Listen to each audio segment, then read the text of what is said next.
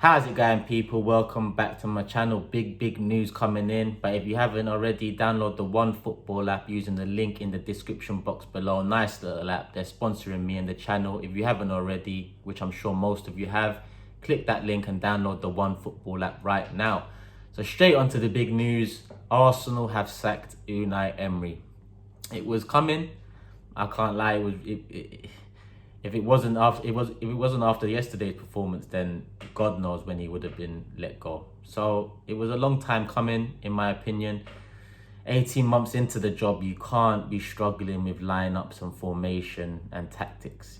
We should be seeing the fruits of your labor, the fruits of your first 6 to 12 months in the second season. But it just hasn't worked out like that. And that's why I posed the question, where did it go wrong?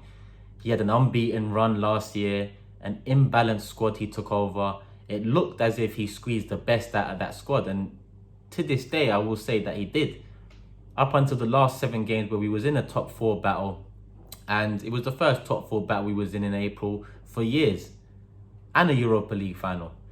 So as much as the run at the end fucked shit up for us and we lost 4-1 to Chelsea, there were positive signs throughout the season for Unai Emery and Arsenal Football Club. But moving on to the second season, some investment in the summer, definitely a better squad. Regardless of what I think about investment and the Kroenkes needing to do more, we definitely had a better squad than last season.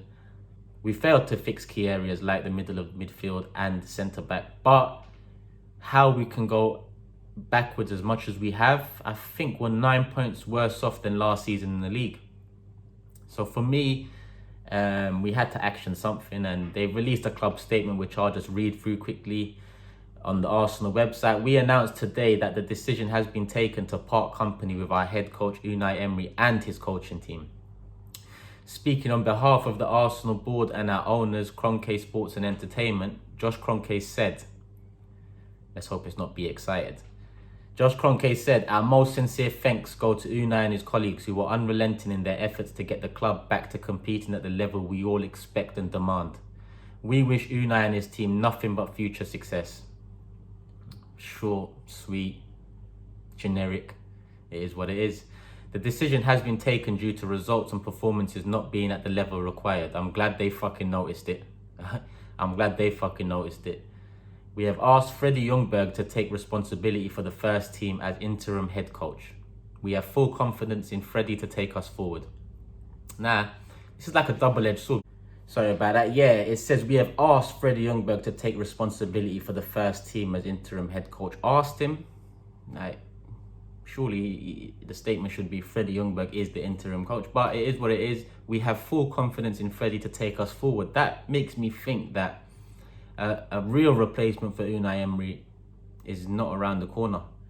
It sounds to me like they're going to see how Freddie does and decide from there. But as you all know, for me, Pochettino is the man that needs to come in. He knows the league, he knows the rivalry, he knows the level we need to be at. He has a point to prove to his old club, Tottenham.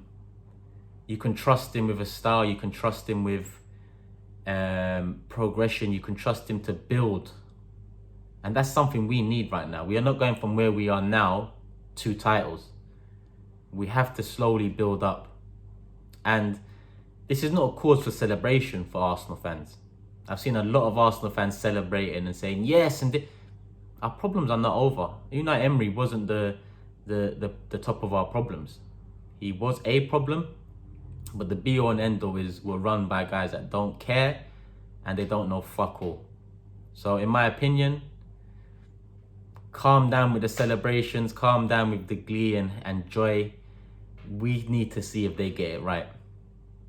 Look at United fans, for example. They was happy when Moyes was sacked. They was happy when Van Gaal was sacked. They was happy when Mourinho was sacked. Has it got any better for them? It hasn't. It really hasn't. So let's take a look at like the teams around us and learn from their mistakes and learn from things that have gone wrong for them over the years. I, for one, don't want to be in that same boat looking back in 5 years saying, oh shit, we went through managers, but really and truly the focus should have been on the board. It wasn't like that, in my opinion. It needs to we need to balance the focus right now. Like, as much as Unai Emery was a problem, like I said, the Kroenkes are the problem, the biggest problem at Arsenal Football Club. So for me, it's not a cause for celebration. Yes, I'm happy that we're moving on, because it was really getting worse week on week. The performances were dire. And like I said, as much as I can blame Kroenke, this team should have been producing better performances and better results. Regardless of what I think about investment, the quality we possess in this team, we should at least be scoring goals fluidly, consistently. Even that has been hard to come by for us. It's been very rigid, very slow, very immobile at times. The opposite of fluid. So for me, let's just finish this. And that's it. The search for a new head coach is underway, and we will make a further announcement when that process is complete. Which, to me, maybe counters what I just said about Freddie Ljungberg potentially getting the job full-time if he does well. But I still think that's the case. I still think we must talk to Pochettino. We must talk to Allegri.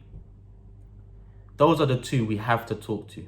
Both are currently available right now, and they're levels above anyone else we could probably get right now, in my honest opinion. Yes, people are going to say, what has Poch won?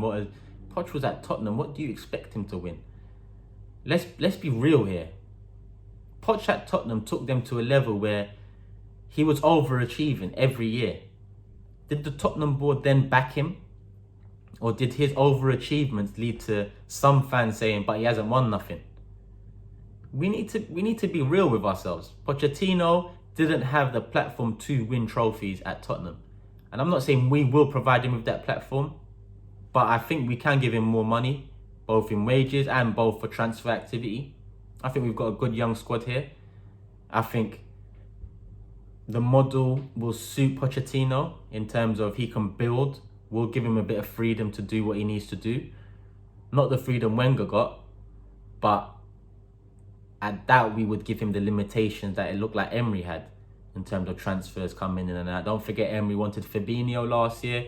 We brought in Torreira, and that was something he mentioned recently, maybe to show us that, listen, I wanted that player, and the board gave me that player. The player I wanted, look at him now at Liverpool getting all the plaudits. And the player that they gave me, inconsistent, misses Italy, flirted with AC Milan in the summer.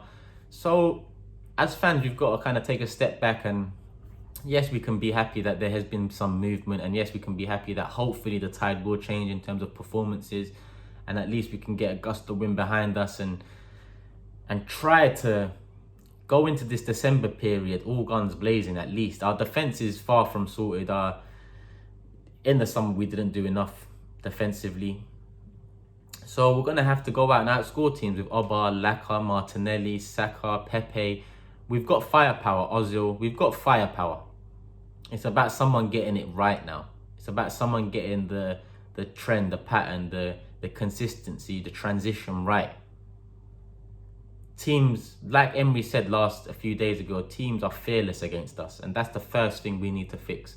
Teams can't be coming to Emirates or can't be playing against us thinking, yep, we've got them in the bag. What the fuck is that about? So for me, the next manager that comes in, he's got work on his hands. So in my opinion, it needs to be someone experienced. It needs to be someone like Pochettino, in my example, who knows the league. But I'd be equally happy with, I'd say equally, but I'd be happy with Allegri too. Allegri's not 30. As much as people right now are thinking, I'd take Allegri over Poch, he's won stuff. Don't you think Poch would win stuff at Juve? Don't you think Poch would win the league at Juve? Like, be serious. Allegri took over a Juve side from Conte where they was winning the league year on year anyway. He just continued that trend. Did he get to the Champions League? No, neither of them did. And that was the goal when you look at certain signings and certain outlays on players over the years from Juventus. So essentially, Allegri probably didn't hit his targets at Juventus, because the target must have been Champions League. A couple finals or a final and a semi-final. Close, but they just couldn't get it over the line. So for me, it's easy to say Allegri's won stuff, Pochettino hasn't. The reality is Pochettino was at Tottenham Hotspurs. Allegri was at Juventus. Levels. Come on. It was Chiellini putting Tottenham down a few years ago. That just shows the levels between the clubs. So to judge Pochettino on trophies at Tottenham is wrong, and it just suits your narrative. It suits your agenda. Do you get me? That's all I see from that. So for me, Pochettino should be the guy that comes in. What have I got to say about Unai Emery? Like, a lot of people say they feel sorry for him. He seems like a nice guy, but I don't care. Wenger seemed like a nice guy. Hillwood seemed like a nice guy. They all fucked us. How many of these players seem like nice guys? Ozil hasn't fucking put in a performance. Ozil hasn't even put in a 7, 8 out of 10 performance for years. But he's a nice guy. He gives to charity and he does this online game and stuff. And I care about football. I care about the 90 minutes on that football pitch. I don't care what you're doing on social media. I don't care what you're doing in your spare time. As long as it doesn't have an effect on what you do in the game, as long as we can't look at what you do outside of football and say it's affecting your football, then fucking do what you want. But I'm tired of this nice guy and this, like, ruthless, and that's it. That's how Arsenal have to be now. Probably waited a couple games too long to get rid of Emery, but it's at a time now where top 4 looks a fucking stretch, but it is possible. It is possible. Would have to rely on Leicester slipping up and going on a bad run of form. Chelsea similar, and both them teams are a couple injuries away from potentially going downhill in terms of form. They're not Man City and Liverpool where they can deal with all the injuries and they've got squad depth. Leicester and Chelsea are a bit more thin. I'd say Leicester are a bit more full than Chelsea at the moment, but both can't afford to have injuries to key players. Like, look at Tammy Abraham's injured for Chelsea now. That means Giroud comes back in. Will it work? Tammy stepped it up this year. We'll see. With Leicester, if Vardy gets injured, if Maddison gets injured, could cause problems. So we have to rely on things like that now. Same way Tottenham capitulated last season from January onwards, and that allowed us a look back into top 4. We're gonna have to rely on similar this season, and if we don't get top 4, fucking hell, what a mess. We would have been set back another couple of years, I'll be honest. If we don't get top 4 this season, we're fucked anyway. So me about to say we're fucked, it doesn't really change shit. But yeah, that's it from me, guys. Emery's gone. Arsenal in search for a new manager. Freddie Ljungberg, interim head coach now, taking us to Norwich away on Sunday. I pray that we can get a W at Norwich. I pray that it starts well for Freddie, at least the tide turns a bit. I don't think we should give it to him full time. I think if someone like Poch was to come in and Freddie was to be an assistant, he could learn a bit more, develop a bit more, potentially become a better coach in the long run, head coach. But we'll see how it goes. We will see how it goes. I mean, look at Ole at United. Good run of format to start with, contract given, dead now. Lampard at Chelsea, on the other hand, no one expected him to do anything, but it's going well for him so far. It's only November, they can capitulate and end up outside the top 4 and whatnot, but don't forget they haven't spent anything this summer. Don't forget their best player was sold this summer. So Frank Lampard's doing very well over at Chelsea. So we'll see. Ljungberg will probably take over for at least Norwich. If we have any ambition to get Pochettino, because he's from London, because he's free, surely we could get that done within a week. We could get that done shortly after Norwich. So if Freddie Ljungberg is manager longer than the Norwich game, then I assume that we're not interested in Pochettino. That's how I look at it, because that is the guy to just go to now. You could meet him now in probably half an hour. All you'll have to do is shower, get ready, and then you can meet up. That's how close Pochettino is, unless he's on holiday somewhere. But we'll see. If Ljungberg stays on after the Norwich game and moves into the, Europa League next, then into our last Europa League game, then it would look like he potentially will be the one to see us through the season. But next week will be vital. Now, next week, I expect the rumours with Pochettino to ramp up. And if not Poch, then Allegri. One of them. Let's get a fucking top manager in there. and let's give them something to work with. Do you know what I mean? We gave Emery bits and bobs to work with, but let's give the next manager all the tools required.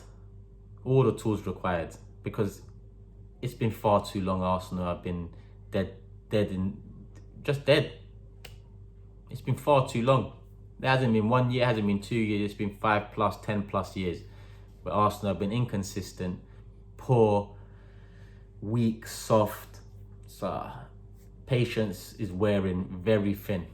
And like I said, when Wenger got sacked, the Kroenkes don't get a clean slate.